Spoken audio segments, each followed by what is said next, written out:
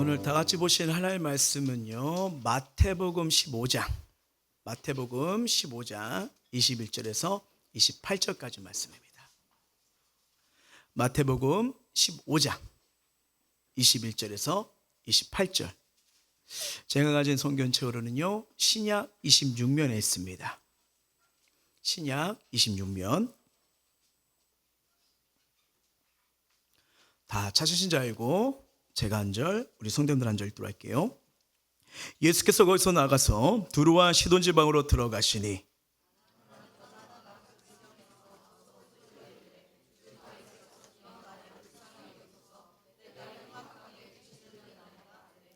예수는 한 말씀도 대답하지 아니하시니 제자들이 와서 청하여 말하되 그 여자가 우리 뒤에서 소리를 지르니 그를 보내소서.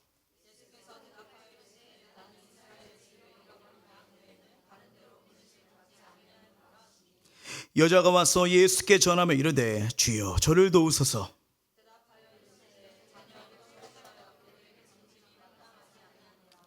여자가 이르되 주여 올소이다마는 개들도 제 주인의 상에서 떨어지는 부스러기를 먹나이다 하니 이에 예수께서 대답하여 이르시되 여자여 내 믿음이 크도다 내 손더러 되리라 하시니 그때부터 그의 딸이 나으니라. 아멘. 자, 오늘은 하나님을 갈망하라 라는 말씀을 가지고 우리가 함께 은혜를 누리고자 합니다. 여러분, 우리가 이게 살아가면서요, 여러 사람들을 만나고 있지 않습니까? 그리고 경험하게 되고요, 뭐 작게는 가정에서부터 이제 부모 형제 자매를 만나게 되고요, 그리고 뭐 학교, 직장, 또 뭐 교회 공동체도 이렇게 여러 사람들을 만나게 되잖아요. 자, 저와 여러분은 이렇게 사람 만났을 때 어디에 제일 관심이 가고 어떤 마음으로 이렇게 사람을 만나실까요? 그렇죠. 이게 청소년들이나 청년들은 처음에 외모를 많이 보시잖아요. 그렇죠. 저는 외모 안 봅니다. 그냥 기도하다가 하나님 지나가다가 감동 오시면 딱 잡고 결혼하게 해주세요 해가지고 좀 그렇게 했거든요. 왜 안 믿으시죠? 자, 뭐 외모를 볼 수도 있고요, 뭐 성격이 만나면 이런 걸 생각할 수도 있고, 뭐 직장은 뭘까, 뭐 취미는 뭘까, 공통점은 뭘까, 여러 가지가 우리가 또 보는 게 있잖아요. 그리고 이게 사람을 만날 때 그래도 나한테 불이익을 주기보다는 유익을 줄 수 있는 아름다운 만남, 선한 만남을 또 선호하지 않습니까? 그렇죠? 여러 가지 방향에서 사람들을 보고 생각하고 또 교제를 만들 수가 있겠죠. 자, 저는 목회자입니다. 그러다 보니까 영혼의 관심이 좀 많을 수밖에 없어요. 많을 수밖에 없다 보니까 누구한테 이렇게 누가 말 걸면 이렇게 하면 예수님 대해서 소개해주고 싶고 이렇게 전도지를 나누고 싶고. 왜요? 그 영혼이 예수님 만났을까? 이 관심이 정말 가는 거예요. 그리고 만난도 너무 축복이지만 만났다면 하나님과 동행하는 기쁨을 누리고 계실까? 막 이것도 생각나고요. 그리고 정말 제가 또 관심이 가는 것은 예수님도 이 땅에 오셔서 한 사람 한 사람을 복되게 기름지게 행복한 제자로 세우셨잖아요. 그러다 보니까 동행한다면 하나님 주신 꿈이 뭐예요? 비전이 뭐예요? 가정에 대해서 일터에서 자녀를 볼 때 어떤 마음가짐으로 이렇게 관계를 맺어 살아가고 있으니까 막 이게 목회자 보니까 관심이 많아요. 왜냐하면 성경을 보시면요, 하나님께서 우리에게 사랑을 베푸세요. 그리고 부르십니다. 세워가십니다. 그리고 사람 살리는 통로로 내보내십니다. 이게 성경의 말씀 아닙니까? 그러다 보니까 저도 사역을 하면서 이 하나님의 일하심과 역사하심을 많이 보기 때문에 정말 한 사람 한 사람이 귀해요. 그리고 저분이 성령이 임하시면 예수님 만나면 어떻게 변화될까? 그리고 그 변화된 은혜가 살아가는 세상 속에서 어떻게 흘려보낼까? 예. 그래서 저는 한 사람 한 사람 볼 때 좀 잠재적으로 봅니다. 뭐 지금 망가질 수 있어요. 연약할 수 있어요. 온전치 못할 수 있어요. 괜찮아요. 성령이 임하시면요, 어린아이도 배울 때가 있어요. 어저께 그 애들이 몇 명 있더라고요. 그래가지고 그 치킨이랑 그 유초등 몇 명 있길래 계속 교회에서 조교서 이렇게 갇혀 있길래 그래가지고 이렇게 누가 치킨이랑 이렇게 뭐 떡볶이를 사준 거예요. 그래서 딱 나와서 이제 먹으려고 하는데 하나이가 그런 거예요. 우리 기도하고 먹어야지 하는 순간 제가 기도를 놓친 거예요. 그래서 아멘. 그래서 그걸 보면서 그 한마디가 그치 모든 것에 감사하면서 시작해야지 이걸 이렇게 참 보게 되는데, 이게 중요한 것은 이 한 사람이 성령이 임하시면요, 그 한 사람 때문에 가정이 바뀐 걸 저는 많이 봤어요. 그 사람 때문에 직장이 바뀌는 걸 많이 봤어요. 그 사람 때문에 지역과 연령이 달라지는 게 이게 성령이 임하실 때 역사잖아요.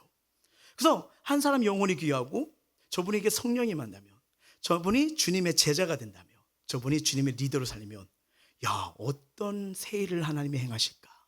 그리고 인생에 어떻게 광야의 길을 내시고 사막의 강물의 역사일까? 기대가 됩니다. 기대가요. 예. 그래서 늘 기도하면서 이 성경적인 제자, 리더, 어떻게 하면 사람을 복되게, 이게 저의 사명이잖아요. 복되게 기름지게 세우는 거. 그리고 내가 살아갈 이유라 했을 때 가장 행복한 거 아니겠습니까? 창조주 하나님, 그 부르심대로 가는 게 우리 인생의 아름다운 목적이 아닙니까? 그러다 보니까 요새 참 이렇게 중간중간 시간 날 때 책을 읽는데, 제가 지난주인가 한 책을 봤는데 이게 너무 감동이 되고 은혜가 되는 거예요. 그래서 피자마자 1시간 반 만에 다 읽어버렸어요. 너무 은혜가 돼가지고요. 예. 왜냐하면 저는 요즘 이 말씀을 통해서, 성경을 통해서, 영어 성경을 통해서 정말 한 사람을 알면 어떻게 하면 정말 풍성하게 선한 능력으로, 복음의 능력은 강하잖아요. 그러니까 우리가 그냥 살아간 존재가 아니잖아요. 이 성령이 말하면 땅 끝까지 증인되고 모든 족속이 너로 말미암아 복을 받으려는 복의 통로, 축복의 통로가 하나님의 사람이거든요. 그러니까 우리 성도들 한 분 한 분 그 말씀으로 은혜를 이기고 싶은데, 제가 최근에 이렇게 은혜 받던 그 책이 뭐냐면 모든 교회는 교회 리더이다라는 이 책을 보게 되었어요. 수지 기쁨의 교회 김원태 목사님이 이렇게 쓰신 책인데, 아주 그 교회가 행복한 교회로, 행복한 성도로 잘 세우는 교회예요. 근데 여기 이 책의 요점은 뭐냐면요, 교회는 교회의 구경꾼이 아니라 하나님 나라의 리더 제자라는 거예요. 교회는 뭐 크냐 작냐가 중요한 게 아니라 건강한 교회가 되고 있고 행복한 성도가 되고 있냐, 주님이 보시는 건 이거라는 거예요. 그래서 건강한 교회는 뭐냐, 정말 주님을 따라가는 자, 주님의 섬김을 배우는 자, 이런 자들이 많을수록 그 교회는 건강하다는 겁니다. 예. 여러분 잘 보세요. 우리 신앙은요, 시간이 흐른다고 절로 이렇게 뭐라고 해야 될까? 성장해지나요? 더 뜨거워지는 건가요? 만약에 그렇다면 성경에 나온 바리새인들과 우리 신앙의 지금 영적 고전으로 오직 못해신앙, 그러면 1년 전에 예수 믿은 사람, 3년 전에 예수 믿은 사람은 나는 흙수저야, 이렇게 되나요? 아닙니다. 그게 성경을 그렇게 나오지 않았어요. 오히려 모태신앙이라 할지라도 오래전부터 신앙생활 몇 대라고 할지라도요, 이 하나님의 은혜 가운데 하나님의 붙들림이지 않으면 누구나 시험이 옵니다. 누구나 흔들립니다.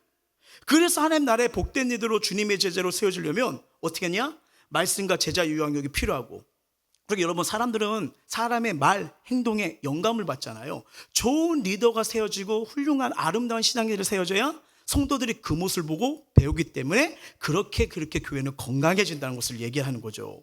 그래서 너무 은혜 있게 감동 있게 받아가지고, 그렇지 않아도 우리가 이제 3월달이 되었잖아요. 이제 새해 3월달 되면 이제 뭐 새 학기도 될 수 있고요, 또 새로운 시작이 될 수도 있고, 또 새로운 출발이 있는 이 시점인데, 그래서 함께 이 성경책과 이 말씀을 통해서 한번 또 이 책과 같이 은혜를 나눴으면 좋겠다는 생각 드립니다. 왜냐하면 누구나 새로운 삶, 새로운 꿈, 모든 것이 새로운 출발 아니겠습니까? 그럼 이렇게 화면 보세요. 초록색으로 바뀌었어요. 느껴지세요? 네, 새로운 마음으로. 그렇죠? 뭔가 우리가 계획을 짜게 되고 새로운 출발을 다 원해요.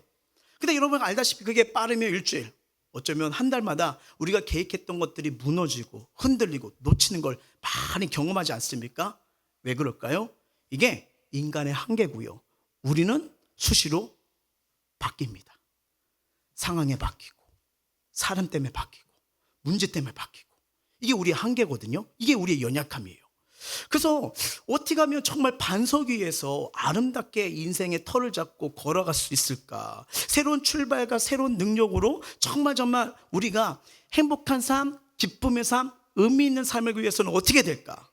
여러분, 완전하신 하나님 안에서 시작하셔야 됩니다.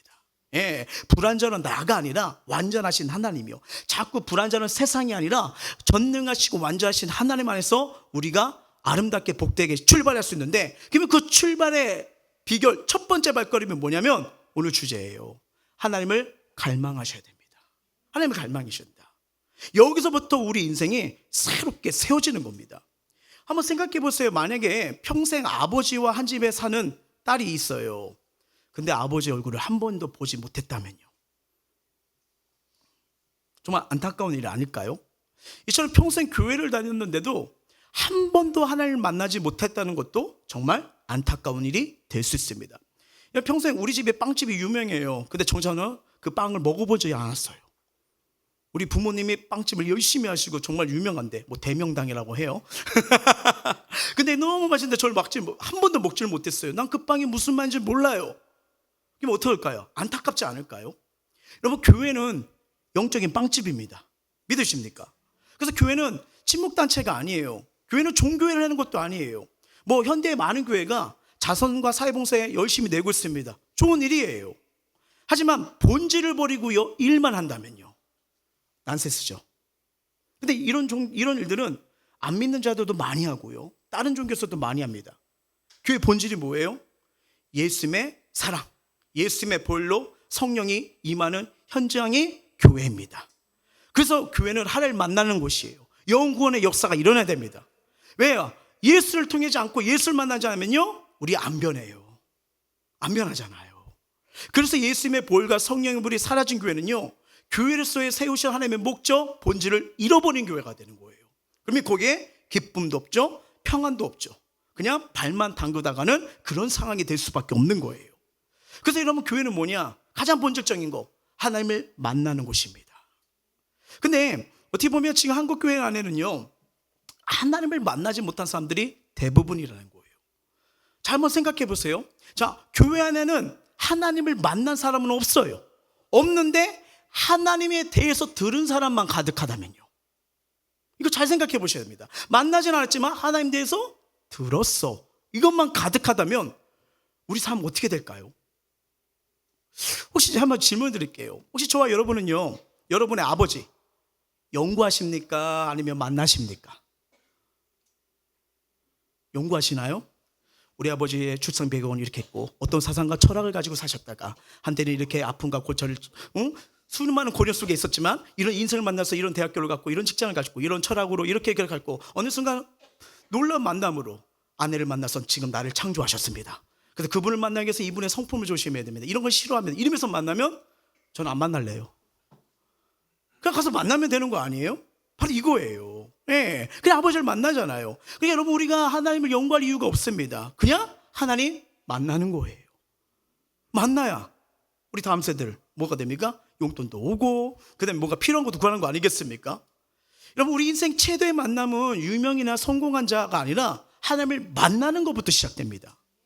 여러분, 초라한 인간이 온 우주의 주인이신 이 하나님을 만나는 일, 가장 흥분된 일이에요. 그리고 내 인생에 지진이라는 엄청난 일이 되기 시작하거든요. 그래서 인생의 가장 시급한 일은 나를 창조하시고 이 땅에 보내신 하나님을 만나야 인생에 풀리지 않는 고민과 일들이 하나씩 풀리기 시작합니다. 왜요? 나를 만드신 그 하나님을 만나면요, 인간 존재, 우리 삶 속에 에어싸고 있는 모든 문제가 해결할 수 있는 은혜가 여기서 임하거든요. 내 인생에 가난이 있을 수 있어요.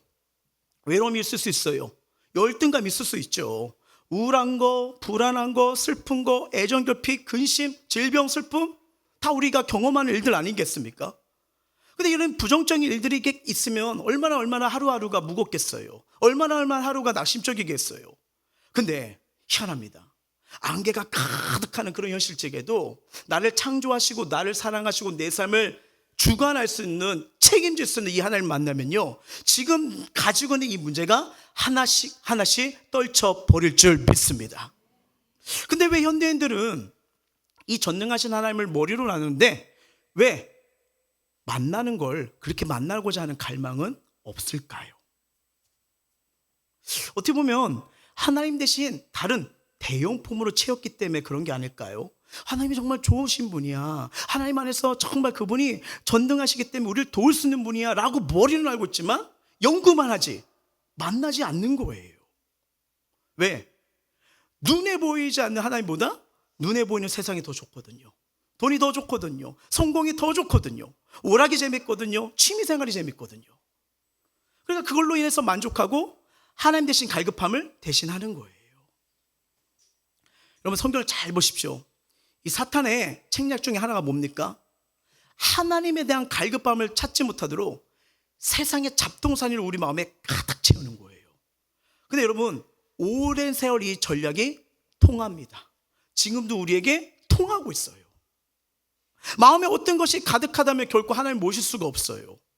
교회에서도 하나님 대신 다른 걸 찾으면요, 하나님을 만날 수가 없습니다. 우리가 하나님 만나기를 원한다면 이 세상의 것, 하나님보다 더 좋아하는 것, 하나님보다 더 가득 찬 것, 이거 비우지 않으면요 채워지지가 않아요. 이건 당연한 이치죠. 분명한 것은 여러분, 이 세상 거 내가 누리고 붙들고 있습니다. 근데 재밌어요. 채워지지 않는데요. 그렇지 않습니까? 지금 만족하십니까? 내가 붙들고 의지하는 것 때문에 만족하십니까? 왜 우리의 마음에는 아무리 많은 것을 채워도 다 채워지지가 않을까요? 오늘 하나님만으로 채울 수 있는 역설적인 은혜가 있기 때문이에요. 오늘 우리가 읽었던 본문이 그걸 말해줍니다. 예수님을 향한 갈망 한 여인이 나오잖아요. 근데 이 여인은 유대인이 아니에요. 개취급당하는 이방 땅인의 한 여인이 나옵니다. 자, 이 스토리가 어떻게 되는지 한번 살펴볼까요? 21절 한번 읽어볼게요. 시작.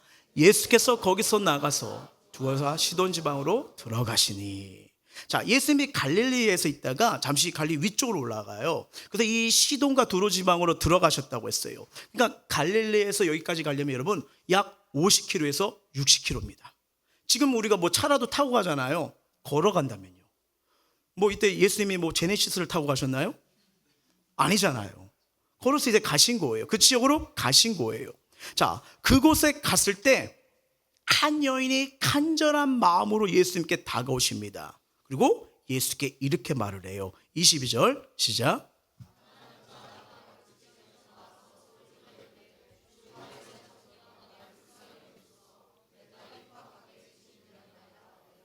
자, 두로와 시돈이 이방 지역이에요. 특히 여기 시돈 지방은요, 아합 시대 때 가장 악한 왕비 이세벨의 고향입니다. 그 우상 지역에 엄청 많은 지역인 거예요. 자, 이 여인 자신이 살던 지역에서 빠져나와 예수님께 다가와요. 그리고 큰 소리로 뭐라죠?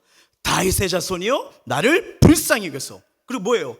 내 딸이 흉악하게 귀신 들렸나이다. 자, 부르짖는 이유가 왜 나와요? 내 딸, 사랑하는 딸 귀신이 들렸어요. 여러분, 딸이 귀신 들린 건 너무 아픈 일이에요. 근데 사람들이 있는 데서 우리 가정의 아픔을, 슬픔을, 어두운 부분을 아무리 부모라도 이게 말하는 게 쉬워요? 안 쉬워요? 쉽지 않죠. 이렇게 감춰두려고 했죠. 근데 이 고통이 너무 큰 거예요. 너무 괴로운 거예요. 자랑할 일이 아니에요. 부끄러운 일이 아니에요. 그런 것보다 지금 뭐예요? 이 방법 저 방법을 다 했는데도 고쳐지질 않아요. 여러분 생각해 보세요. 귀신 들리면 어떻게 됩니까? 막 눈이 돌아가죠. 눈깔이라고 할 뻔했네. 눈이 돌아가죠. 거품 놀죠. 막 이상한 소리 내죠. 막 이상한 소리 내죠. 막 이렇게 해보세요. 여러분 잠자는데 밤마다 막 이런 소리가 들린다고 해봐요. 계속 뭐 무섭기도 하지만 그게 내 사랑하는 딸이에요. 너무 괴롭지 않습니까? 그 치유된다는 간절함 때문에 나가는 거예요. 그러니까 창피한 거 부끄러운 거 개의치 않고 나간 거예요. 사람들이 있든 말든 간에 다윗의 자손이여 나 좀 불쌍히 여겨주세요. 내 딸 이러다 죽어요. 이 얘기하는 거예요. 이방이라는 어둠, 가정의 아픔이라는 어둠, 이 여인은 뚫고 나오기 시작합니다. 빛, 생명, 도움자, 해결자 주님밖에 없다. 나오기 시작한 거예요. 이미 이 여인은요 소문 들었어요. 예수님은 죽은 자도 살리신다. 안전병기도 일으키신다. 이 소문을 들었어요. 근데 잘 보세요. 이 말씀 보세요. 소문으로 만족하지 않았어요. 들은 걸로만 만족하지 않았어요. 연구하지 않았어요. 주님 만나러 나옵니다. 예, 정확하게 알고 있는 거예요. 다윗의 자손 메시아로요. 그리고 메시아로 아는 걸로만 머무르지 않고 직접 만나길 원했죠. 그래서 만나니까 울부짖는 겁니다. 왜요? 예수님만 만나야 돼. 예수님 찾아야 돼. 이 갈망이 있기 때문이죠. 왜요? 그러지 않은 그는 딸을 못 고쳐요. 저 저주와 재앙, 고통 속에 있는 그 상황을 계속 내버려 두는 거예요. 이 여인의 예수님에 대한 갈망이 얼마나 큽니까? 근데 우리가 본문을 알고 또 이 사건을 알잖아요. 예수님의 반응이 너무 싸늘해요. 볼까요? 23절 시작.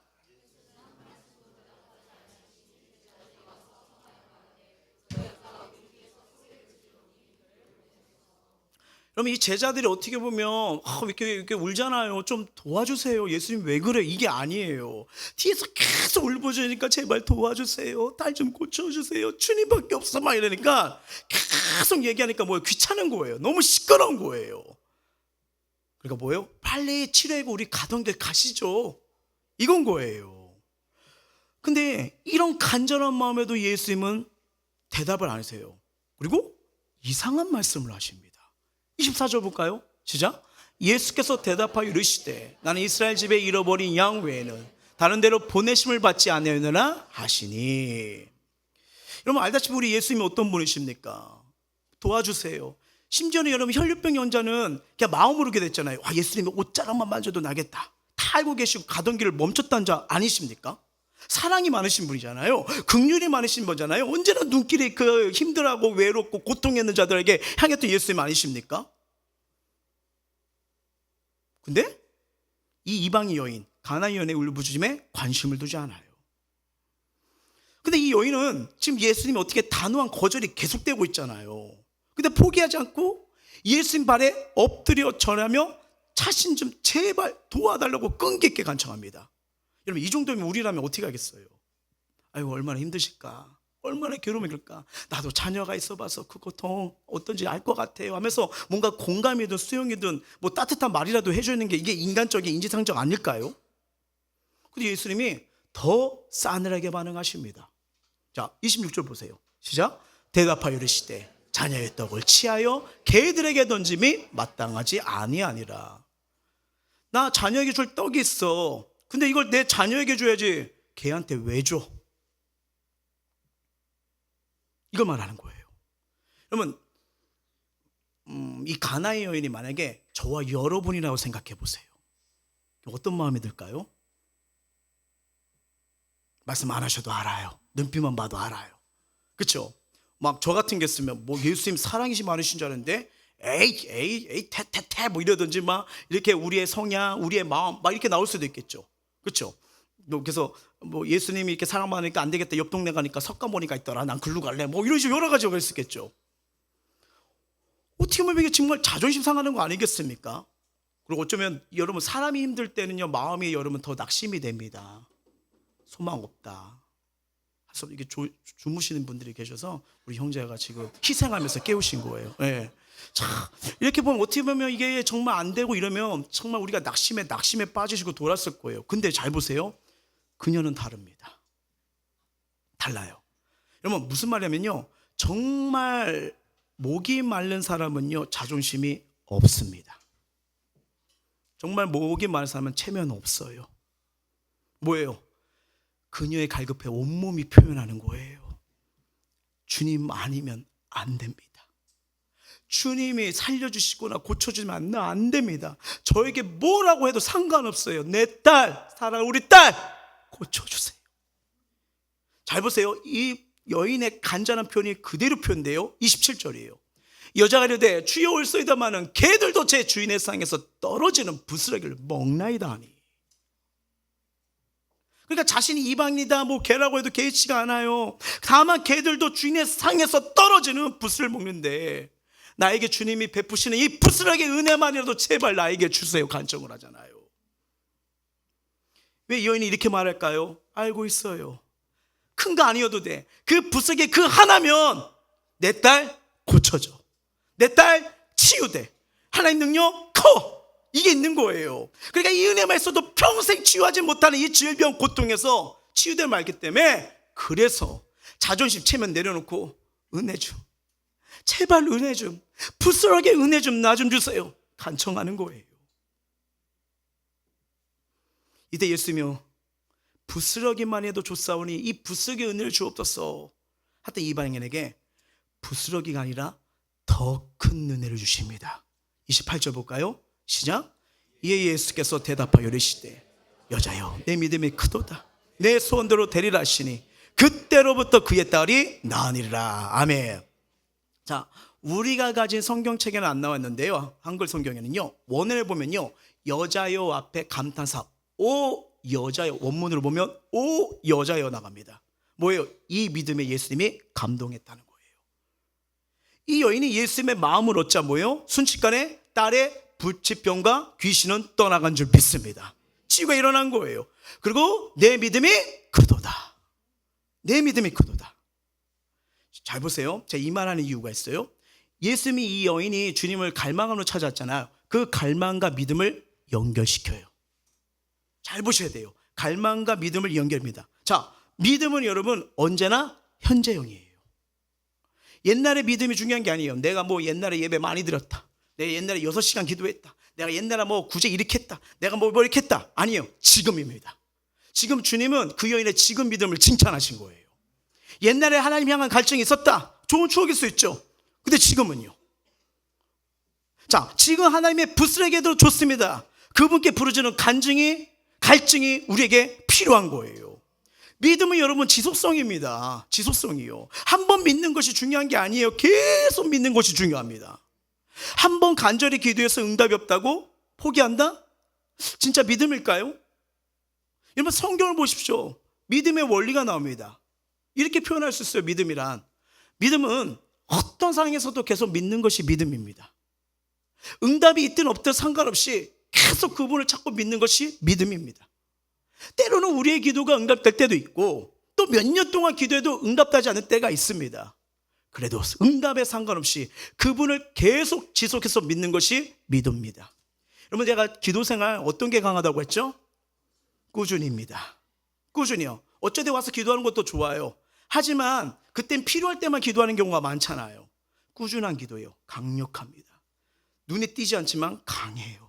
정말입니다. 왜냐하면 하나님은요, 우리가 어떤 태도로 살아가는지 뭘 갈망하는지 다 알고 계신 분이거든요. 시편 139편 1절 보세요. 여호와여, 주께서 나를 살펴보셨으므로 나를 아시나이다. 그래서 우리에게는 매일 하나님을 신뢰하고 그분을 찾는 갈망이 있는 게 정말 중요합니다. 여러분 보시면 예수님은 지금 이 여인을 향해 내 믿음이 작대요, 크대요? 크다고 칭찬하셨잖아요. 그러면 여러분 왜 갑자기 이 여인의 믿음이 크다고 이렇게 칭찬을 하셨을까요? 그 전에 예수님은 거절도 하시고 냉담도 하셨잖아요. 근데 이 여인이 포기하지 않아요. 그리고 내 인생의 해답은 주님밖에 없습니다. 그걸 보셨기 때문이에요. 여러분 생각해 보세요. 우리 청년들 누가 당신만을 사랑한대요. 그래서 이렇게 생각했더니 이 고백이 나만 아니라 내가 10번째 고백이에요. 그리고 말해요. 내가 10명에도 했지만 딴 사람들은 10%밖에 없어. 너에게만 50%야. 그럼 여러분 50%에 감동받아요? 나 50% 받았어. 뭐죠? 기빵망이 날아가죠? 그러잖아요. 자, 뭐냐면 이 여인 그 간구, 그 모습, 포기하지 않는 그 모습을 보신 거예요. 끈질긴 거예요. 날 향한 믿음이 지금도 이어지고 있구나. 그리고 이 여인을 향한 그 믿음이 크다고 말씀하시는 거. 자, 예수님 곁에 누가 있었어요? 언제나 제자들이 있었죠. 무슨 말이에요? 그들에게 말하는 거예요. 너희들 이 여인의 믿음이 보이느냐? 너희들 이 여인처럼 날 향한 갈망이 있느냐? 제자들에게 묻는 거예요. 에이 목사님 그거 상상 아니에요? 에이, 성경은요 한 구절이 아니라 그 본문의 배경과 문맥을 다 보셔야 됩니다. 그 말이 왜 나왔는지. 여러분 예수님이 제자들이라고 하면서 따라하지만 그들에게는 이방 여인의 믿음이 없었어요. 왜냐하면 이게 15장이잖아요 14장에 가시면 그들이 믿음이 없는 걸 책망답습니다. 그리고 15장에 넘어와요. 근데 이 지금 15장 중반절에서 하반절이잖아요. 앞부분에 뭐가 있냐면요, 바리새인들, 성경을 많이 한다는, 모태신앙이라는, 예전부터 예배생활 기도생활 다 한다는 그들이 있었어요. 근데 그들에게 뭐라고 치면 너희들은 입술로만 날 공경하지 나에게 마음이 멀어졌잖아.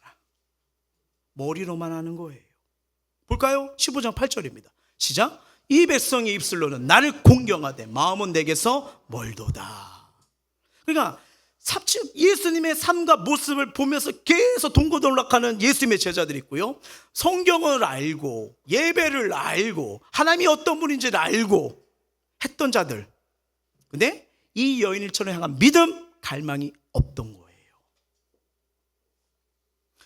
여러분 우리 주변에도 이렇게 가만히 보면요, 사람들에게 뭐 상처를 받고 어쩔 때 인생의 소망이 보이지 않고 몸이 아프고 가정이 깨어지고 생업이 어려움 있는 사람들이 다 우리 주변에 많이 있지 않습니까? 근데 그런 자들이 간절한 마음으로 찾아와 은혜를 받는 걸 너무 많이 봅니다. 뭐냐면 그 기도하는 모습을 보면 부스러기 은혜를 줬사오니 나 은혜 아니면 못 살아요. 하나님이 나 붙잡아주지 않으면 못 살아요. 하나님이 나 채워주지 않으면 못 살아요 하면서 부르짖는 걸 너무 많이 봅니다. 자, 요즘 목회자로서 행복해요.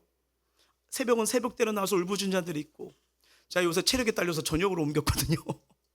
근데 저녁에 와가지고 열댓 명이 앉아서 울부짖는 그 모습, 새벽에는 저녁에 계속 오는 차들, 또 우리 성도들 얘기하면 삶의 현장에서 참 하나님께 기도하면서 기도 제목 요원 물 때마다 이게 부스러기도 은혜를 받는 자의 심령이에요.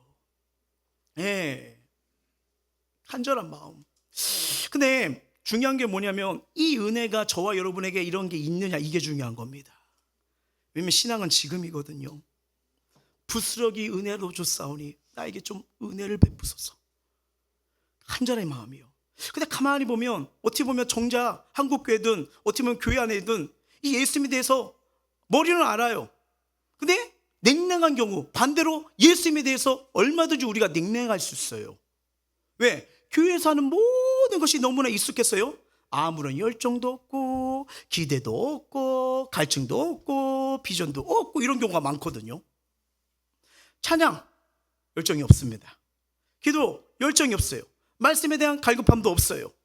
그러다 보니까 여기는 열정이 없다, 마음이 채워지지 않는다. 그러다 보니까 요즘 세상 사람들 되게 이 교회 가볼까 저 교회 가볼까 막 옮겨가는 분들도 많습니다. 근데 여러분 성경 말해요. 하늘에 새 것이 있다 없다? 없습니다. 중요한 건 뭐예요? 내 심령이에요. 갈망이 있느냐, 갈망이 있느냐. 유초등부 예배, 태영아부 예배 이런 데는 어린애들만 가는 거예요. 아니요, 말씀이 선포되잖아요. 거기서도 성령이 임하십니다. 중고등부 예배, 그 수준 낮게 하는 거지. 아니요, 말씀이 선포된가요? 거기서도 성령이 역사합니다. 정말이에요. 전 그 책 많이 봤거든요. 그렇게 오셨던 그 학부모랑 교수님이라네. 선생님들도 계셨어요. 이렇게 교수도 있고 이런 분들도 계셨거든요. 옛날에 부교육자로 사역했을 때. 근데 성령이 임하시니까 똑같이 설교를 하는데, 물론 이렇게 적용점은 만약에 청소년이거나 유치원이면 그쪽으로 가겠죠. 근데 그 말씀이 그 영혼을 만지기 시작하더라고요. 하나님 말씀. 중요한 건 우리의 사모함이에요. 이게 없으면 세월이 지나도 어떻게 해요? 영이 죽어갑니다. 죽어가요. 안타까운 일이죠. 그러면 하나님이 나에게 말씀하시고 인도하시지 않으시면요, 예배를 드려도 신앙생활하고 믿음생활해도 하나님 주시는 기쁨, 안식, 인도함, 역사, 도움, 이게 체험이 안 일어나요. 오늘 이 말씀을 통해서 저와 여러분에게 정말 부스러기의 은혜를 나를 원합니다. 이런 영적인 갈망과 믿음이 일어나길 주의 이름으로 축원합니다. 이게 중요해요. 어찌 보면 주님이 주신 이 말씀을 통해 이 여인처럼 예수님이 주시는 이 부스러기 은혜라도 받아야겠다는 갈망을 주님이 이 말씀을 통해서 여러분에게 동일하게 물어보시는 거예요. 저와 여러분은 어떤 분이십니까? 이 여인처럼 예수님 앞에 나와 간절히 울부짖은 그 눈물, 은혜, 책은 언제십니까?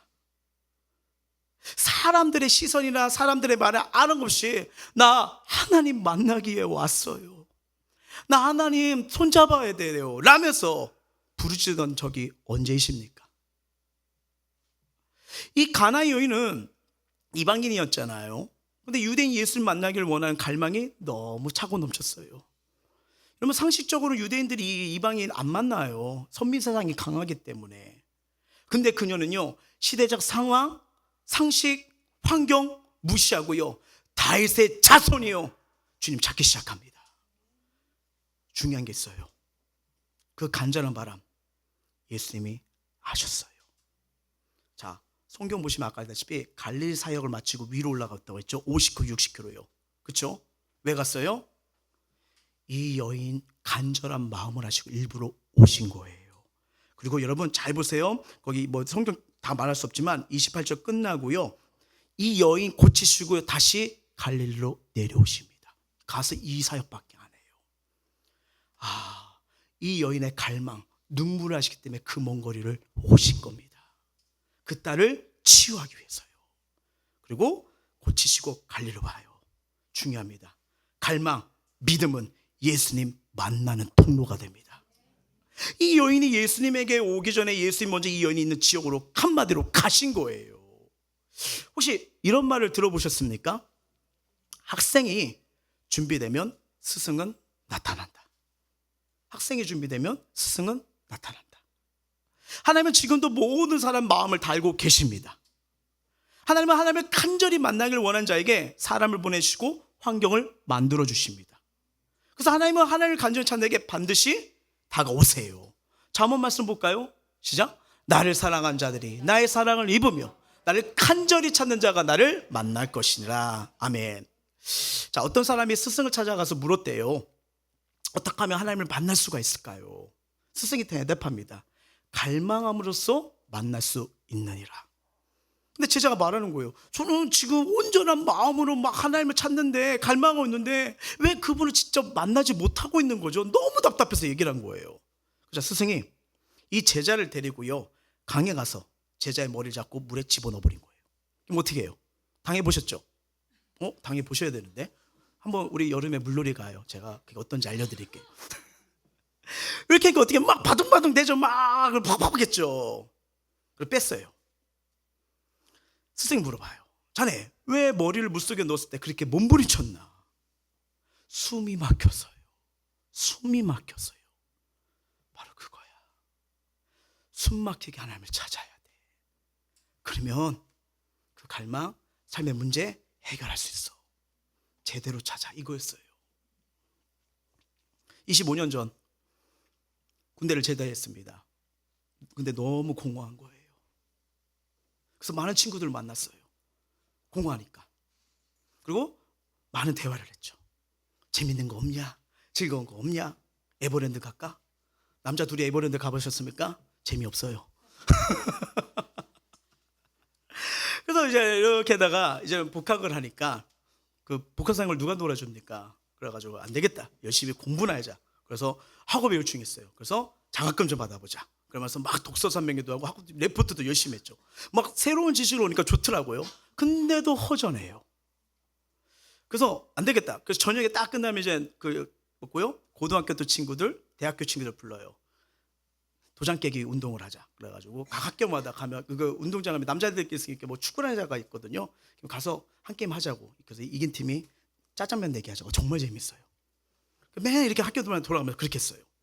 근데 이제 재미가 있을 뿐 집에 오는 길은 나를 더욱더 지치곤 해. 문을 열자마자 잠이 들었다가 깨면 아무도 없어. 막 이런 느낌. 노래 가사? 어떻게 알아요? 막 그것처럼 막 너무 뭐 채워지지 않는 그 상황이 되는 거예요.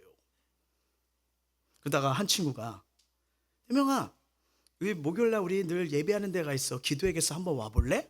자, 그때 제가 신학생 2학년이에요. 이 친구는 사회복지예요. 과가 달라요. 원래 누가 말해야 되죠? 제가요. 근데 제가 오히려 기도에 전도되고 있어요. 근데 좀 말했죠. 무슨 소리야? 나 공예배 다 드리고 있어. 속으로 뭐예요? 나 신학생이야. 알고 있는 사람이야. 나한테 뭘 이게 있는 거예요. 그리고 말했죠. 나 그날 또 다른 대학교에서 이렇게 짜장면 내기 축구가 있어. 저 신학생이에요. 뭘까? 왜냐면 수요, 금요, 주일 가고 있으니까 쟤는 이거 이 정도만 해도 된다고 했거든요. 그래서 이제 그렇게 됐는데 비가 오는 바람에 취소가 된 거예요. 근데 이 친구가 연락이 온 거예요. 오늘 기도하다가 네가 생각나서 비도 오네. 한번 와볼래? 이거 내가 해야 되거든요. 또 연락을 준 거예요. 여러분 연락이 이렇게 중요합니다. 정말 중요해요. 그래서 목요일날 기도회 옥탑방으로 올라갔죠. 말씀 듣고 기도하는데 한 청년들이 한 40-50명 있더라고요. 이렇게 했는데 뭐 여기 실용음악과, 여기 사회복지과, 뭐 경찰행정과, 막 각가지 과가 있는 거예요. 학생들이 아닌 거예요. 근데 제 마음속에는 내가 더 은혜 받는 게 뭔지 보여줄게. 왜? 난 신학생이니까. 기도 시간 딱 됐는데 여기서 뭐지? 이런데 입이 안 열려요. 난 신학생인데 앞으로 이 길 간다고 하는 사람인데 입이 안 열려요. 너무 답답하더라고요. 거기서 저의 실력이 드러나더라고요. 하나인 관계가 그대로 드러나고요. 막 앞뒤 옆에서 눈물을 흘리는데 눈물은 무슨 그러니까 그러다가 순간 내가 언제 이렇게 기도를 했었지? 내가 최근 하나님 앞에 눈물을 흘린 적이 언제지? 그 은혜를 구하면서 내가 간절히 했던 게 이게 어디지? 생각이 안 나요. 군대 때는 늘 맞아가지고 늘 하나님 앞에 가서 교회 가서 울었거든요. 안 맞아서 그렇구나. 그냥 교회만 왔다 갔다 하는 종교니까 거기서 제 자신을 보게 되는 거예요. 이렇게 내가 하나님 안 찾았고 제 하나님 관계 실력이 드러나고 아버지가 안 나와요. 괜히 막 그것 때문에 뭐라고 해야 될까? 답답해하고 분노하고 굳이 저렇게 소리 질러야 돼? 굳이 저렇게 방언해야 돼? 막 이게 뭐라고 할까? 막 혼자 정죄하고 판단하고 지금 네 하나님 관계에서 나를 봐야 되는데 주변을 의식하는 내 모습을 보게 되더라고요. 이게 나였구나. 자존심이 상해요. 그리고 어떻게 해요? 여러분 기도한다 할 때 어떤 마음이 들죠? 가자. 다음에 하면 되지. 우리 그 핑계 있잖아. 은혜가 오늘만 있냐? 그죠? 은혜만 있냐? 다음에 또지. 이러잖아요. 근데 여러분 성경은 지금 은혜 받을 때라고 합니다. 예. 여러분 정말 큰 병이 걸렸어요. 그러면 뭐 나중에 고치면 돼 이럽니까? 아니죠. 의사 선생님 어떻게 해야 돼? 이래야 되잖아요. 이게 간절함이잖아요. 왠지 순간 이 상태로 나가면 다시 이 자리, 이런 관계, 이런 회복의 길을 놓칠 것 같더라고요. 나의 영적인 병을 발견하게 됐잖아요. 나간다고 해결됩니까? 맨날 짜장면 먹었다고 해결돼요? 아니잖아요. 가만히 보니까 내 삶을 보니까 그 공허함, 그 답답함, 그리고 자꾸만 하나님이 아닌 다른 걸 채울 때 이 제약된 삶, 그리고 딴 게 아니었어요. 첫 마디가 뭔지 아세요? 이거였어요. 지금도 생생해요. 하나님 나 도와주세요. 이게 납니다. 이게 내 모습이에요. 나 도와주세요. 나 좀 살려주세요. 저 이렇게 이게 시작해요. 지금이 시간이 지나도 이게 생각나요. 나 다시 만져주세요. 제발 제발. 그리고 이걸 하나 알았어요. 하나님 기뻐하신 기도. 나 불쌍히 여겨주세요. 이게 납니다. 그냥 교만 아직 내려놓고 나 살려주세요. 이거밖에 안 했어요. 이렇게 하는데 너무 답답한데 이 답답함이 여기서 해결하지 않으면 내 인생에 완전 호두나무처럼 호두 그 껍데기처럼 더 단단해지고 완고해질 것 같고 이게 바리새인이 내가 되겠구나 이게 막 느껴지는 거예요. 그렇게 좀 기도하는데 어느 순간 하나님 임재하시는 게 확 느껴져요. 그러더니 하나님 없이 살려고 했던 마음, 내 마음대로 살려고 했던 마음, 내 방식대로 계획했던 이걸 다 깨닫기면서 먼저 회개를 시키시더라고요. 나의 교만, 어리석음, 고집 그리고 그날 와가지고 이렇게 평가했잖아요. 난 신학생이야. 그리고 요구까지 다 회개하게 하시더라고요. 그러면서 어느 순간 10년 가운데 하나님이 확 오는데 저희 마음속에 이런 마음을 주시는 거예요. 지금도 생생합니다. 내가 널 기다렸어. 내가 널 기다렸어. 여러분 이 한마디에 모든 온몸이 풀리더라고요. 여기서 그 생수, 이 채워지지 않는 생수, 그때 채워지더라고요. 이 하나님의 사랑, 그 주님은 날 향한 내가 널 기다렸던 게 뭐예요? 내가 널 선택하고 부른 순간부터 난 널 버린 적이 없어. 난 지금도 널 사랑해. 그 뜻이에요. 그 안식에 주님의 품에 안겨지는 걸 체험합니다. 어디서도 누리지 못한 생수의 시원함, 갈증의 해소, 내가 살아갈 이유, 삶의 기쁨, 여기서 회복돼요. 아무도 날 알려주지 못하고 모르지만 하나님이 날 보고 계시고 기다리고 계셨구나. 어떻게 보면 이 구약 전체를 보면 하나님을 찾아라 갈망이거든요. 그래서 신약은 이것이 비슷한데 이렇게 표현해요. 성령의 충만을 받으라. 비슷한 거예요. 그러면 누가 성령 충만을 받습니까? 하나님을 찾는 자요. 저 은혜 주세요. 저 붙잡아 주세요. 저 좀 채워주세요. 정말 이 시간에 하나님 대해 아는 것을 내려놓고 하나님만을 직접 만나고자 하는 이 갈망이 회복되길 주의 이름으로 축원합니다. 한 번 기도했다고 그분의 임재가 없다고 포기해서는 안 돼요. 계속 하나님 만나고자 하는 간절함을 가지고 기도하셔야 됩니다. 왜요? 간절한 자에게 우리가 바라는 것보다 이미 채워주길 원하시는 하나님의 마음, 기다리고 주고 싶은 하나님의 마음이 더 크기 때문이에요. 여러분 이 본문 묵상을 다시 한번 보실까요? 가나안 여인, 어떻게 보면 딸의 이 인생의 문제잖아요. 자신의 힘으로 살지 못하는 고통이 있었잖아요. 그걸 예수를 만나고자 하는 뭐예요? 간절한 열망. 그 딸의 아픔과 고통 때문에 열망이 생겼잖아요. 딸의 병이 그의 모든 수치와 자존심을 버리고 예수를 만나는 강력한 기회로 만들어줬어요. 뭘까요? 이 가난한 여인에게 수치스러운 고통, 말 못하는 아픔, 계속 지속되는 그 질병, 치유를 넘어서 우리 인생의 구원자 해결자 예수를 만나는 통로가 되었잖아요. 강력한 축복으로 바뀌잖아요. 이처럼 이 땅에 존재하는 모든 우리에게 있는 고난은요, 하나님을 만나는 기회가 되고 유익이 될 수 있습니다. 그래서 여러분, 고난은 변장된 축복이라 이야기하잖아요. 영국의 기독교 학자인 C.S. 루이스가 뭐라고 말하면요, 고통은 죽어있는 세계를 깨우는 하나님의 확성기다. 고통은 죽어있는 세계를 깨우는 하나님의 확성기다. 여러분, 다윗이 정말 죽음의 고난, 말할 수 없는 고난을 많이 겪은 걸 알고 있잖아요. 근데 그 고난을 통해서 어떤 축복을 누립니까? 시편 19편입니다. 시작. 고난당한 것이 내게 유익이라. 이로 말미암아 내가 주의 율례들을 배우게 됐나니. 날량 하나님의 뜻, 은혜를 발견했다고 하잖아요. 다시 그렇게 믿음이 좋은, 절대 믿음을 갖게 된 건요, 숱한 고난이 있기 때문이에요. 그래서 지금 저와 여러분에게 말 못한 고난이 있습니까? 부끄러운 고난이 있나요? 정말 해결되지 않는 여전히 무거운 짐이 있나요? 그것 때문에 낙심하거나 절망하지 않길 축원합니다. 고난 우리를 망하게 하지 않아요. 그것 때문에 내가 하나님을 등을 돌리니까 힘든 거지, 하나님은 우리를 절대 홀로 두지 않으십니다. 이런 이야기가 있어요. 어떤 착한 사람이 죽은 후에 하늘나라에 갔대요. 천사가 뭔가 열심히 포장하고 있었나 봐요. 천사 택배인가? 뭐 열심히 포장하고 있었대요. 근데 그 사람은 궁금해서 천사에게 무엇을 그렇게 열심히 포장하고 있는지 물었답니다. 천사의 대답이 뭐냐면요, 사람들에게 전해줄 축복을 포장하고 있습니다. 근데 이 포장을 단단하고 튼튼하게 한 이유가 있느냐는 말에, 천사는 사람들에게 전해주려면 멀기도 하고 시간도 많이 걸려서 튼튼하고 단단하게 포장해야 된다고 말했대요. 그리고 견고히 만들어진 포장지는 무엇으로 만들었는지 그 재료가 궁금했대요. 그때는 뭐냐면, 천사가 이 포장지는 축복을 감싸고 있는 고난이란 포장지입니다. 이게 뭐예요? 고난의 포장지를 벗기지 않으면 축복이란 선물을 받을 수가 없다는 거죠. 다윗, 사울 왕에게 사랑받던 충신이었잖아요. 그런데 다윗은 곧 사울의 질투를 받아 생명의 위협을 받아 도망자 생활을 하잖아요. 그는 여러 차례 생명을 잃을 위기에 처했지만 끝까지 하나님을 신뢰하며 사울을 용서하고 하나님 때를 기다린 인물이잖아요.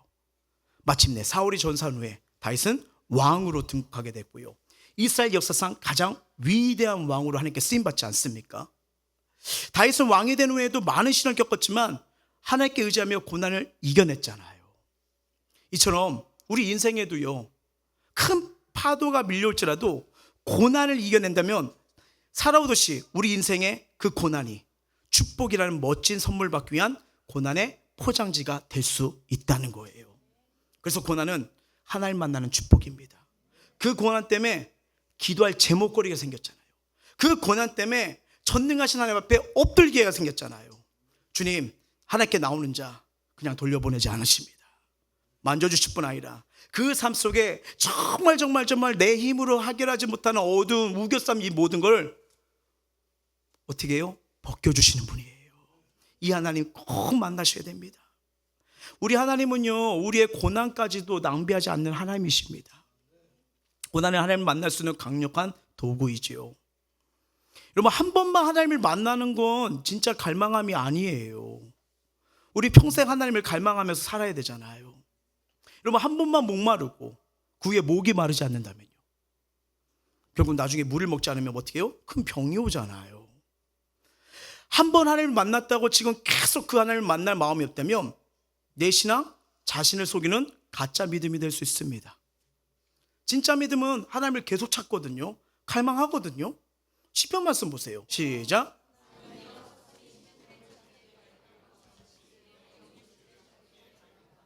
아멘. 갈망했으니까 찾게 되잖아요. 보고 싶은 사람 있으면 계속 보고 싶잖아요. 그렇지 않습니까? 마찬가지예요. 여러분, 만약 평생 한 번만 배고픈 식욕이 생기고요, 그 후에 식욕이 없어졌다면 그 사람 환자입니다. 끼니 때마다 배가 고파요. 건강한 사람이에요. 많이 드세요. 평생 한 번만 하나님을 만나는 갈망이 있으면 안 된다는 거예요. 매일 하나님을 만나고자 하는 갈망이 유지돼야 됩니다. 자, 중요한 게 평생 다해서 하나님을 모셨어요. 잘 보세요. 하나님은 갈망으로 채워줄 뿐 아니라 새로운 일을 일으키십니다. 자, 시편 16장 8절이에요. 시작.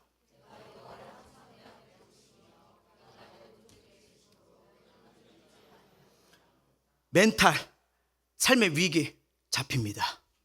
그렇잖아요. 흔들리지 않으리 하리라. 똑같은 문제 속에 있지만 어떤 사람은 돌파를 향해 나가요. 근데 어떤 사람은 그 문제 속에 털썩, 난 안 돼, 끝인가 봐, 이제 아무것도 할 수 없어. 근데 성경 뭐예요? 아무것도 염려하지 말고 맡기라잖아요. 왜? 주님이 내 앞에 있지. 그냥 나가는 거예요. 그분이 하시는 거예요. 내가 하는 게 아니지. 그러니까 똑같은 상황 문제 속에도 누구는 주저앉고 누구는 돌파가 일어나는 거예요. 왜? 날마다 주님을 찾으니까요. 그분을 모시잖아요. 여러분, 그래서 아무것도 아닌데 우리 인생에 여러분 큐티 생활이 이렇게 중요합니다. 그 하루하루 나에게 필요한 은혜를 주시거든요. 날 채워주시거든요. 그럼요. 여러분, 근데 이 갈망을 채워주실 뿐 아니라 이 하나님의 은혜가 채워지면 흔들리지 않는다. 뭐냐면요, 역사를 일으킨다는 거예요. 기적을 베푼다는 거예요. 뭐 아실 분은 아시겠지만 과학자이자 명지대학교 총장이었던 정근봉 박사님 아마 들어보셨을 겁니다. 서울대학교를 나와서요 24살 때 미국 플로리다 대학의 최연소 교수가 된 수재였대요. 남자분들이 이 나이 때 거의 군대 가 있잖아요. 해외 교수까지 된처럼 정말 돈, 명예, 부귀 완전 됩니다. 여러분, 교육부 장관을 2번이나 했고요, 한국 최고의 원자력 최고의 권위자랍니다. 그러니까 인간적으로 볼 때는요 뭐 다 성공했죠. 지성적으로 학적으로 대단하죠. 하나님을 만날 이유가 없어요. 다 갖췄네 이렇게 생각했어요. 근데 그가 30대 후반에 13살짜리 아들이 신부전증으로 죽음 직전까지 가게 되었답니다. 의사는 콩팥 이식 수술 외에는 방법이 없대요. 그래서 자신의 콩팥을 아이들에게 준 거예요. 근데 잘 될 줄 알았더니 아플싸 수술 부작용으로 아들이 죽어간답니다. 노란색 있던 아들, 노란색도 마음이 아프잖아요. 새까맣게 변했대요. 그래서 의사가 말했대요. 죄송합니다, 현대의학으로는 알 수가 없습니다. 아들이 죽어가는 거예요. 그 박사님이 아들의 죽음 앞에서 아무것도 할 수 없는 무능한 아버지를 깨달은 게 그 순간이었답니다. 사랑하는 아들, 귀한 아들, 내가 배운 거, 누렸던 거, 그걸로 아무것도 살리지 못하는구나. 그때요 지푸라기라도 잡는 심정으로 그동안 믿지 않던 하나님 앞에 엎드리기 시작했대요. 부부가 함께 기도하고 있는데 가끔 형식적으로 나갔던 교회에서 연락이 왔대요. 자, 말씀드리죠. 연락이 중요하다고. 교회 부흥에 참석하라는 말이었어요. 아내가 그전까지는 뭐 문자 답장도 안 하고 그런가 보다 했잖아요. 근데 이 아내가 이젠 방법이 없다고 교회 가서 기도하자고 남편을 끌고 갔답니다. 가서 여러분 한 게 없대요. 엉엉 울었대요. 기도 제목 뭐예요? 이거 똑같아요. 내 아들 살려주세요. 하나님 살려주세요. 살려주세요. 생명 조금만 더 영장시켜주세요. 이거예요. 이게 기도예요. 부스에게 은혜를 줬으니 제발 살려주세요. 이게 전부였어요. 집회 후 병원에서 연락이 옵니다. 아들의 수치가 정상적으로 갑자기 회복되기 시작했다고요. 뭘까요? 기적이 일어나기 시작한 거예요. 그리고 시간을 흘려서 새카만 얼굴이 점점 정상적으로 돌아왔습니다. 이 하나님 만난 거예요. 이 갈망만 있다면 어떤 문제도 일도 해결되는구나. 그래서 그분들은요 주일, 수요, 금요 빼지 않고 늘 주님 앞에 우리 엎드려야 살아, 이 고백을 했대요. 여러분, 하나님은요 하나님 자신을 찾는 자에게 임하십니다. 임하면요 생명 역사, 기적 역사, 회복 역사가 덤으로 오게 됩니다. 말씀 맺도록 할게요. 지금 저와 여러분 인생에 하나님 외에 도울 수 없는 문제가 혹시 있으십니까? 혹시 지금 불가능한 일을 눈앞에 두고 계시지 않으신가요? 지금 그 하나님 앞에 엎드려 기도할 때입니다. 왜냐면 하나님은요 우리에게 이 약속을 주시거든요. 예레미야 33장 3절입니다. 시작. 너는 내게 부르시라. 내가 내게 응답하겠고 내가 알지 못한 크고 은밀한 일을 내게 보이리라. 혹시 알긴 아는데요 너무 오래된 문제예요. 이거 뭐 1년째, 3년째, 10년째 계속 들고 온 문제예요 라고 하면서 내 삶에 닥친 문제 혹시 포기하셨나요? 혹시 영적 무기력에 빠지진 않으셨나요? 재정 문제로 감옥에 갇힐 것 같은 삶을 살고 계시진 않나요? 가정생활에 기쁨이 사라지셨나요? 해결할 수 없는 인간 문제 혹시 갇혀있지는 않으십니까? 인생의 답, 사람의 방법에 있는 게 아니에요. 언제나 주님은 주님의 방법대로 우리를 도와주셨습니다. 하나님 상에서 떨어지는 한 조각, 이 부스러기 은혜에 해답이 있음을 믿으시길 바랍니다. 하나님께 모든 게 있잖아요.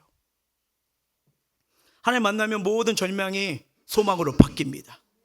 그래서 지금 하나님 만나고 하나님 주시는 부스러기 은혜, 지금 이게 구할 때고 그것이 우리 삶에 하나님이 일하시는 통로가 됩니다. 하나님만이 채워주시고 하나님만이 도우시는 그 은혜가 우리에게 임하길 주의 이름으로 축원합니다. 찬양하겠습니다.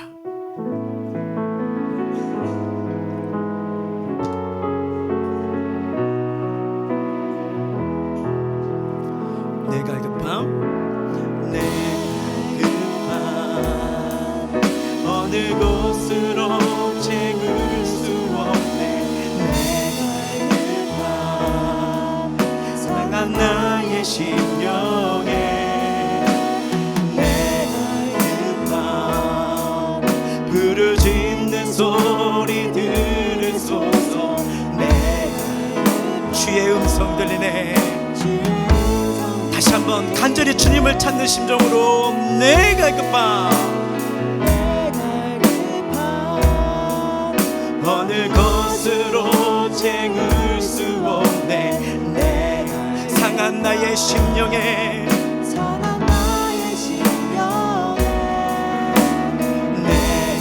자, 우리의 기도 소리 부르짖는 간구를 들으십니다. 주님을 찾을 때 날 향한 주님의 음성이 들려지기 시작하는 거예요. 주님은 말씀하십니다. 내가 놀란다. 내게로 나오라. 내게로 나오라. 영원히 목마름 전혀 없으리. 목마름 전혀 없으리. 내게로 나오라. 어떻게 해요? 가까이 가까이. 생수의 근원이십니다. 모든 것이 주님으로부터 나오는 거예요. 내게로 나오라. 내게로 나오라. 영원히 영원히 영원한 해결자가 되어주신다는 거예요. 목마름 전혀 없으리. 내게로 나오라. 내가 주께 가까이 나가길 원합니다. 생명의 근원 대신 주께. 자, 오늘 말씀을 생각하시면서 우리 기도하며 나가길 원하는데, 혹시 우리 삶의 아픔, 고통, 염려, 걱정, 질병, 슬픔, 허전함, 이것을 해결하기 위해서 혹시 하나님은 저 멀리 밀어내고 그동안 또 나의 그 삶의 방식을 또 선택하면서 그것에 애타게 찾으면서 걸어오진 않으시고 또 그런 방향으로 또 나아갈 생각하고 있진 않으십니까? 그러면 내가 지금 느끼는 거, 또 힘들어하는 거, 아파하는 거, 염려하는 거 계속 부여잡고 살 수밖에 없어요. 인생의 가장 시급한 일은 나를 이 땅에 보내신 하나님 여기서 만나야 돼요. 나를 만드신 하나님 만나면 지금 우리가 인간 존재에 있던 모든 문제가 하나씩 하나씩 그분 은혜 안에서 벗겨지기 시작합니다. 그래서 뭐예요? 갈망, 하나님의 간절히 바라셔야 돼요. 오늘 본문에 나온 여인이 그랬잖아요. 어떡합니까? 그 귀신이 들리고 거품을 물고 쓰러지는 그 아픔 속에, 좌절 속에 자존심 내려놓고 주님 앞에 나가잖아요. 주님이 인격적으로 대하잖아요. 근데 뭐라고 합니까? 주인의 상에서 떨어지는 부스에게 저 딴 거 아니에요. 그 은혜만 좀 주세요. 저 그거면 채워집니다. 저 그거면 새로워져요. 간청하잖아요. 그 가나안 여인이 알았어요. 주님 앞에서 부스러기 은혜만 있어도 내 딸 고쳐진다, 살아난다, 회복된다. 그 부스러기만 있어도 평생 치유하지 못했던 문제들 치유됨을 믿기 때문에 나가잖아요. 그리고 주님이 그걸 보셨잖아요. 내 믿음이 크도다. 왜 주님이 갈릴리 사역하다가 다시 그 지역 갔다가 다시 내려오십니까? 이 여인 고치시려고요. 이 여인 만져주시려고요. 그 딸의 그 가정의 고통 만져주시려고 가신 거였어요. 예수님은 이 여인의 가진 갈망 믿음으로 연결하죠. 옛날의 믿음보다 지금 믿음이 중요합니다. 옛날에 하나님의 갈증이 있었어도 중요한 게 지금 내가 부스러기 은혜라도 줬으니 이 갈증이 있는지 성경은 물어보는 거예요. 인생의 해답 사람에게 있지 않아요. 하나님 상에서 떨어지는 한 족의 부스러기 은혜, 여기에 해답이 있습니다. 이걸 부여잡으며 은혜가 있길 바라며, 하나님 부스러기 은혜라도 줬습니다. 생수의 그릇인 하나님 갈망합니다. 나 채워주세요. 나 은혜로 적셔주세요. 다시 예수 믿는 행복과 예수님과 동행하는 기쁨 누려서 그 어디나 하늘나라가 임하는 천국의 은혜가 임하게 하여 주시옵소서. 내 인생의 답이요 생명이요 살 길이신 예수를 갈망합니다. 마음을 토하고 입술 열어 간절히 기도하겠습니다. 주님,